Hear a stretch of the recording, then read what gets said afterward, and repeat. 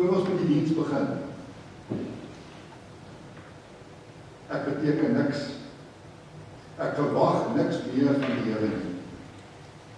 Wanneer ek in my pyn en my hartseer dink, word ek bitter. Ek sal nooit vergeet van hierdie slegte tyd.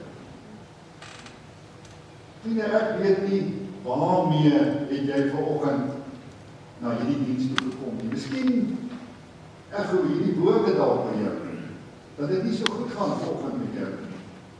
Ek wonder of julle weet wie hierdie woorde gesê het. Ek sê dit nou nie self vanoggend nie.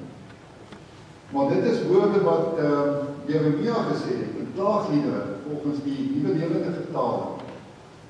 Maar jy weet, hy vat saam, wat ons seker almal op die tyd gesê het. En vanoggend is 'n spesiale diens wat ons veral fokus op die skepping en hoe die Here deur die skepping werk, maar ek wil net vir jou sê, daar waar jy sit in jou omstandighede, wat ek in die kerkraad en ons almal nie van weet nie, die Here in jou omstandighede. My gebed is dat hy vanoggend met jou sal praat in die woorde wat jy nodig het. En dis 'n wonderlike troos, want weet julle, net 'n bietjie verder sê Jeremia, tog is daar een ding waarop ek kan reken en waarop ek altyd hoop. Deur die Here se troue liefde is ons nog in die lewe. Al gaan dit oor hoe sleg, jy wat hier sit hier, jy wat luister aanlyn, kan dit ook dan nog doen. Ons lewe nog. En daarom kan ons sê, saam met Jeremia, hy hou nooit op om vir ons om te gee. Sy liefde het geen einde.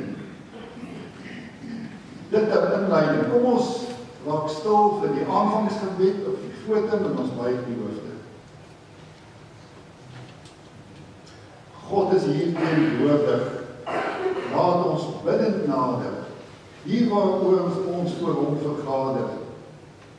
God is hier teenwoordig. Heilig is die Here. Buig in stilte, hom ter ere, wie hom roem en wie hom noem, Heer en Hemelvader, kom nou almal nader. Geliefdes, is my voorreg om vanoggend vir julle te sê, in die naam van die Here, nie ek nie, ek wil ons laag gegroet, nee, julle het my so liggies opgegroet, maar nou groet die Here ons, met hierdie woorde, genade, genade, en barmhartigheid,